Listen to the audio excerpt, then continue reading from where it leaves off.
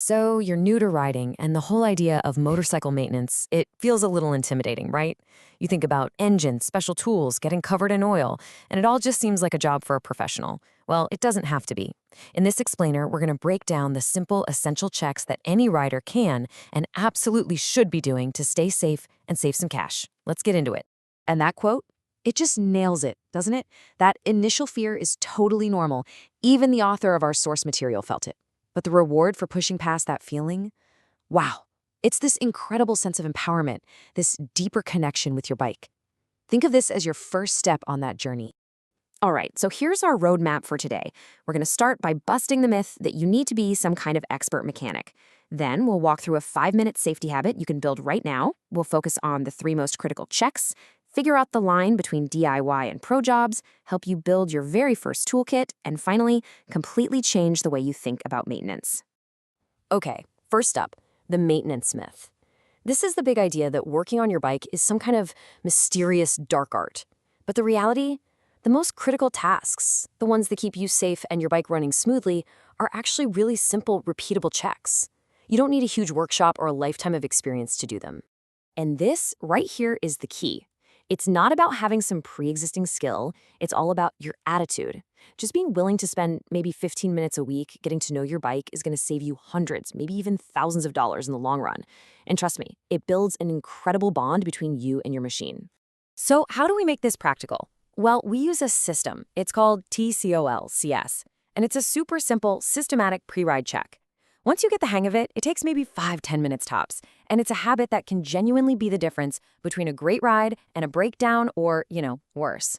First up, T is for tires and wheels. Now, this is arguably the single most important check you can do, and please forget kicking the tire. It tells you literally nothing.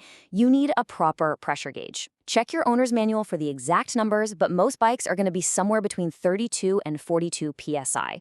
Running on the wrong pressure just completely messes up your bike's handling, and it's a huge safety risk. Next, C is for controls. Go ahead and squeeze that front brake lever. It should feel solid, firm. If it feels soft, kind of spongy, and comes all the way back to the handlebar, that means there's air in the lines. That is bad news. It means you'll have way less stopping power when you need it most. Then twist the throttle. Let it go. It has to snap back shut instantly. A throttle that sticks open, that's uncontrolled acceleration, a one-way ticket to a very bad day. L is for lights and electrics. As riders, you know this, our biggest battle is simply being seen. A lot of car drivers are looking for car-sized objects, not us. This check takes, 30 seconds? Turn the ignition on, flick between high and low beam, check your brake lights and all 4 turn signals. It's so simple, but it's a critical part of riding defensively. O is for oil and fluids. Now, this is important. With the bike held upright and level, and not on its side stand because that gives you a false reading, check your oil level. Low oil is a catastrophic engine killer. Without it, you've got metal grinding on metal, the engine overheats, and it can seize up completely, locking your rear wheel. While you're there, just glance at your brake fluid and coolant reservoirs. The second C is for chassis and chain. Just do a quick walk around. See if anything looks loose or like it's about to fall off. Then really focus on that chain. It should have about an inch, or 25 to 35 millimeters, of up and down play. If it's too tight, it puts a ton of strain on everything. Too loose, and it can feel jerky or even jump off the sprocket. If it's rusty and hanging down like a necklace, that's a major hazard. And finally, S for stands and steering. Kick the side stand up. It should snap back firmly. A weak spring could let it drop down mid-corner, which would be a total disaster. Then, if you can, get the front wheel off the ground and turn the handlebars from lock to lock. It should be perfectly smooth. Any kind of sticking or notchiness means your steering bearings are worn, and that is definitely a job for a mechanic. So that's the full T-Clocks check. It's the gold standard. But look, if you do nothing else, if you're just starting out or you're short on time, there are 3 checks that are so critical, they're what our source calls the essential trinity. These are non-negotiable. And here they are: tire pressure, chain maintenance, and the oil level. These 3 are the pillars of a healthy motorcycle.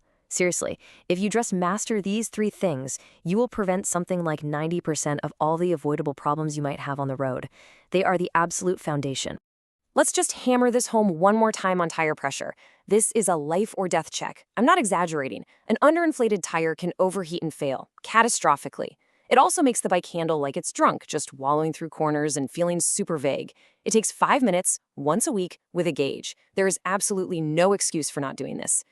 And chain maintenance? Yeah, I know. It can feel like a chore, but just look at the payoff. A neglected chain might last 5,000 miles. A well-kept one? It can last up to 25,000 miles. A new chain and sprockets can cost over $250. That 15 minutes of work every few hundred miles saves you a ton of money. It's a no-brainer. Okay, now this is a really, really important section.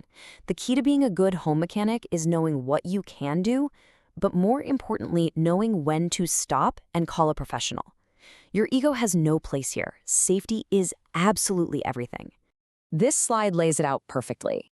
On the left, you've got the perfect DIY jobs for building confidence. Chain care, oil checks, changing bulbs. These are low risk. If you mess up, you can usually just try again. But the stuff on the right? That's what you always leave to a mechanic. Anything involving brakes, suspension, tires, or the inside of your engine, those are safety critical. The source material puts it perfectly. Pride is not worth dying for. Feeling empowered to tackle those DIY jobs? Excellent. The good news is you don't need to spend a fortune or buy some massive professional tool chest. You just need a few key things to get started.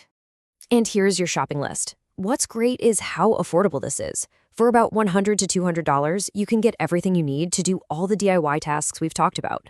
The absolute must-haves are that tire pressure gauge and a chain brush. And trust me on this one, a handful of zip ties and a roll of duct tape have gotten more riders home than you can possibly imagine. So let's bring this all together. It's really easy to see these checks as a chore, right? As something that gets in the way of riding. But I want you to completely flip that perspective. This isn't a chore, this is riding. This is what gives you the freedom to ride with total confidence, knowing your machine is safe and reliable. And this right here, this is why it matters. The story from the source material is the ultimate argument. A snap chain at 60 miles an hour is a terrifying, potentially fatal event. And it was completely 100% preventable with just a few minutes of simple care each week. So here's the bottom line. These small, consistent habits are what create a safe rider. It's not about being a mechanical genius. It's about respecting the machine and taking a few minutes to make sure it won't let you down. That small investment of time pays you back with thousands of miles of trouble-free, confident riding. And that brings us to the end. Forget being intimidated.